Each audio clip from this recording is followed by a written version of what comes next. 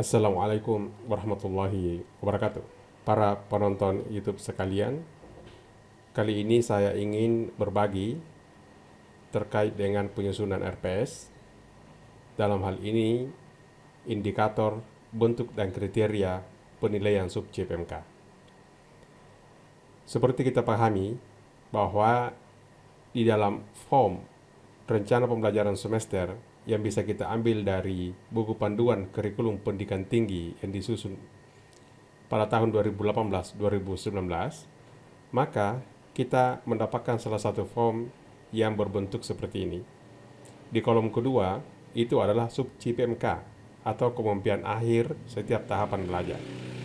Kolom berikutnya adalah penilaian yang dibagi dua, yaitu indikator dan kriteria dan bentuk. Kemudian selanjutnya adalah bentuk dan metode pembelajaran, kemudian materi pembelajaran, dan bawah penilaian. Form ini sebenarnya berbasis OB, Outcome Based Education, yang mana yang dipertanyakan pertama adalah apa yang seharusnya atau teori apa yang seharusnya dikuasai oleh peserta didik dan keterampilan apa yang harus diketahui atau dimiliki oleh peserta didik. Kalau kita sudah menentukan kemampuan akhir tersebut, baik penguasaan teori atau penguasaan keterampilan, maka pertanyaan berikutnya adalah bagaimana menilai dengan cara bagaimana membuat indikator untuk mengetahui bahwa peserta didik telah menguasai teori atau keterampilan yang kita siapkan tersebut.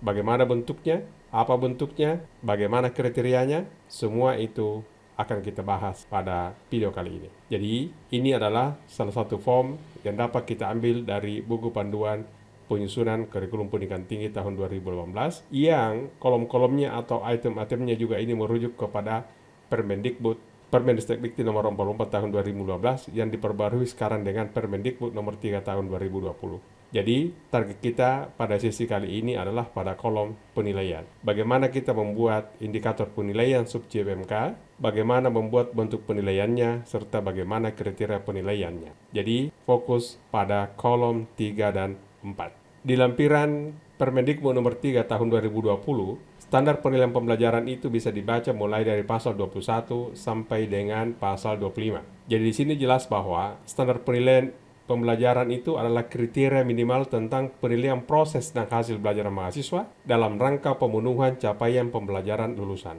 Dalam rangka pemenuhan capaian pembelajaran lulusan.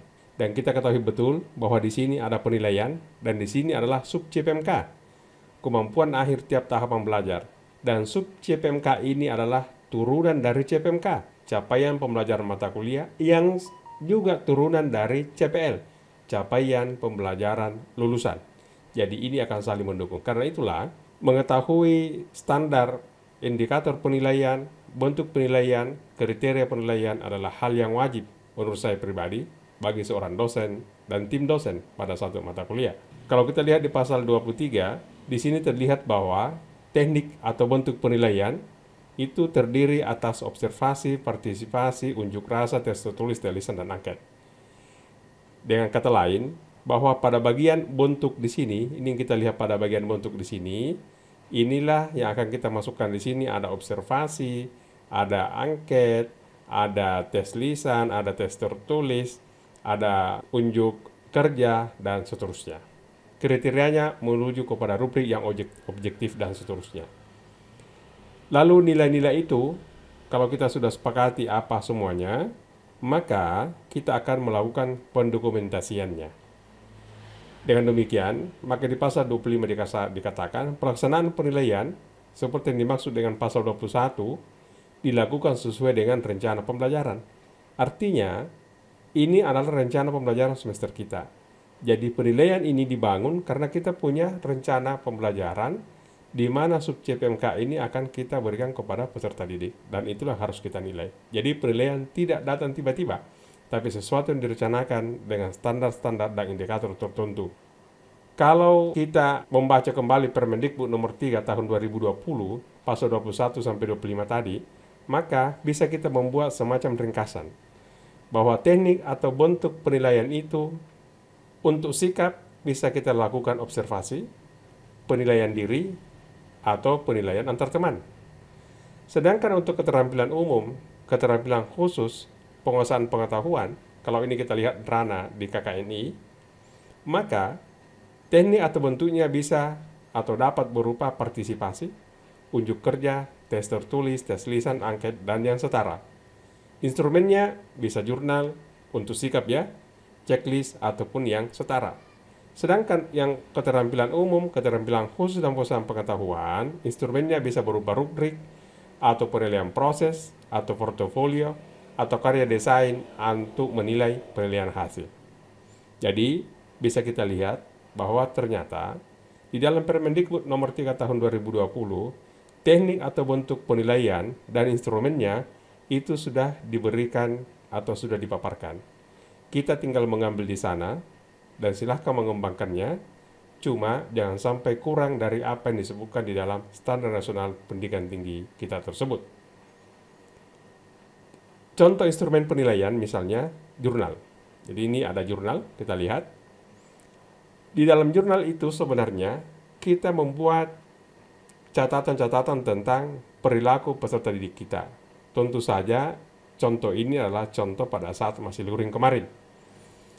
Jadi misalnya pada tanggal 1 Agustus 2018, si Ahmad itu meninggalkan laboratorium tanpa meletakkan titikus pada tempatnya, termasuk bantalan titikus itu. Kalau kita kaitkan dengan butir sikap yang ada di lampiran Permendikbud nomor 3 tahun 2020 itu, atau karena ini tahun 2018, berarti kita masih merujuk ke Permendikbud nomor 44 tahun 2015, maka butirnya itu tidak taat hukum. Dan karena ini menyangkut masalah sikap, maka yang bersangkutan sebaiknya tindak lanjutnya dipanggil dan diingatkan tentang SOP Lab. Tetapi di sisi lain, si Fajar itu mematikan visi temannya yang masih aktif lalu membungkusnya. Artinya, dia memiliki sikap kepedulian dan karena itu harus diberi pujian. Ini adalah catatan-catatan kita tentang perilaku mahasiswa kita. Tentu pada hari itu tidak semuanya mungkin bisa kita amati, kecuali kalau kita punya alat perekam, entah CCTV atau webcam, dan seterusnya. Tapi setidaknya kita punya catatan yang bisa kita lakukan untuk menilai sikap peserta didik kita. Rubrik. Ini adalah contoh rubrik dan instrumen penilaian sikap. Jadi misalnya pada saat anggaplah diskusi, maka kita menentukan sikap. Sikap aktif, sikap bekerja sama, dan sikap toleran. Kita menunjukkan sangat baik, nilainya 4, baik 3, cukup 2, kurang, nilainya 1. Kalau kita kuantifikasi. Maka kita membuat catatan-catatan, kita membuat rubrik. Kalau ada seseorang yang selalu mau mengambil bagian, menyelesaikan tugas kelompok secara terus-menerus dan konsisten, berarti sangat baik dari sisi keaktifannya. Dia juga selalu ingin bekerja sama, berarti sangat baik dari sisi bekerja samanya. Dengan demikian, maka dengan rubrik seperti ini, kita tinggal mengamati di dalam observasi itu dan memberikan centang-centang tentang si A, si B, si C, dan seterusnya. Karena kita sudah punya patokan, tinggal dilihat pada kolom mana yang bersangkutan itu berada. Apa yang harus kita lakukan saat ini? Karena boleh jadi ketika kita sekarang ini mengajar, kita belum membuat penilaian terhadap peserta didik kita sesuai dengan Standar Nasional Pendidikan Tinggi atau standar penilaian yang disebutkan dalam Permendikbud nomor 3 tahun 2020 atau Permendikbud nomor 44 tahun 2015 sebelumnya. Apa yang harus kita lakukan? Kita harus belajar dan kita memulai sesuatu sesuai dengan aturan yang berlaku. Tidak ada kata terlambat untuk kebaikan. Maka kita harus mengunduh form ini, kita harus mengunduh format RPS yang telah diberikan kepada kita. Boleh kita membuat format yang lain yang tidak seperti ini, tetapi item-item yang harus ada di RPS itu harus merujuk ke Permendikbud nomor 3 tahun 2020. Ini adalah salah satu contoh sub CPMK atau kemampuan akhir tiap tahapan belajar. Jadi ini akan diberikan pada pekan pertama. Sub CPMK-nya adalah mahasiswa diharapkan mampu menjelaskan beberapa metode penelitian. Jadi kata kuncinya di sini menjelaskan, objeknya adalah metode penelitian. Tentu harus kita membuat indikator untuk menilai bahwa peserta didik kita sudah mampu menjelaskan metode penelitian. Maka kita mengatakan dia dianggap mampu menjelaskan metode penelitian atau sub CPMK pertama ini dianggap tercapai jika peserta didik kita itu sudah mampu menjelaskan hipotesa dan hubungannya dengan metode kuantitatif, rumusan masalah dan hubungannya dengan metode kualitatif, analisis kebutuhan, tahapan proyek dan metode R&D, kemudian pokok masalah dan penelitian tindakan. Jadi ketika indikator-indikator ini sudah kita tentukan, maka berikutnya kita harus menentukan bentuk penilaiannya. Bentuknya boleh tertulis seperti ini. Kemudian kriterianya kita tinggal memberikan mengkuantifikasi. Di sini ada catatan, maksimum nilai adalah 8. Artinya, rencana pembelajaran semester itu kan terdiri dari pekan pertama sampai pekan terakhir. Umumnya pekan ke-16. Maka, nilai keseluruhan itu adalah 100 dari total sub CPMK yang ada. Kebetulan sub CPMK yang ada di layar kita ini diganjar maksimum 8. Jadi, kriteria yang akan diberikan oleh dosen kepada peserta didik adalah maksimum 8. Kapan dia mendapatkan 8? Jika memaparkan 4 komponen indikator. Jadi ketika peserta didik kita memaparkan ini semua, dia diberi 8. Kalau hanya 3, dia diberikan 6. Kalau hanya 2, diberikan 4. Dan kalau hanya 1, diberikan 2. Bagaimana kalau ada angka 7? Boleh jadi angka 7 kita sisipkan, karena boleh jadi dia menjelaskan 4, tapi ada di antara poin-poin ini yang tidak tuntas. Tapi ini adalah standarnya. Dengan model seperti ini, maka semua tim pengajar bisa menilai tugas, bisa menilai pekerjaan, atau bisa menilai kemampuan peserta didik di dalam menjelaskan metode penelitian yang kita maksud. Yang kedua, contoh ini memberikan informasi kepada kita bahwa sub CPMK ini akan dilaksanakan selama 2 pekan. Dan karena itu, maka pertemuan 1 dan pertemuan kedua hanya akan membahas sub CPMK ini. Mampu menjelaskan teori dan prinsip penerjemahan dari bahasa sumber ke bahasa sasaran. Di sini ada kode bahwa maksimum nilai 10. Kan sebenarnya ini sampai dengan kolom 8. Cuma karena terlalu lebar, kita potong sampai kolom 4 saja yang berkaitan dengan penilaian. Bagaimana seorang dosen atau tim dosen menentukan bahwa itu 10? Dan kenapa bukan 5? Kenapa bukan 20? Kenapa bukan 15? Kenapa masih 10? Penentuan 10 itu dilihat dari keluasan dan kedalaman sub CPMK dan terkait dengan materi pembelajaran yang akan diberikan kepada peserta didik untuk mencapai sub CPMK ini. Jadi, di sini tidak ada rumus pasti. Yang harus diperhatikan adalah kedalaman dan keluasan materi itu. Kalau seperti ini bentuknya sub CPMK-nya, maka contoh bisa kita berikan. Di dalam indikator penilaian sub CPMK ini adalah tuntas menjelaskan prinsip-prinsip penerjemahan yang terdiri atas ada makna, ada bentuk, ada register, ada influensi, ada style, ada clarity, dan ada idiom. Ada 6 yang harus dirujuk sehingga peserta dianggap mampu menjelaskan teori dan prinsip penerjemahan. Bentuknya bagaimana? Bentuk penilaiannya bisa laporan tertulis, bisa juga kuis. Atau bisa kita membuat rubrik. Tapi secara singkat kita bisa membuat kriteria.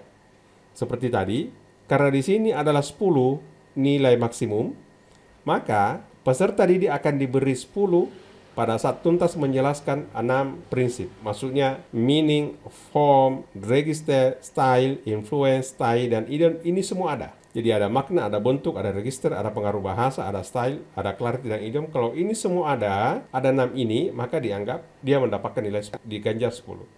Kalau hanya 5, berarti 9. Kalau hanya 4, berarti 8, dan seterusnya.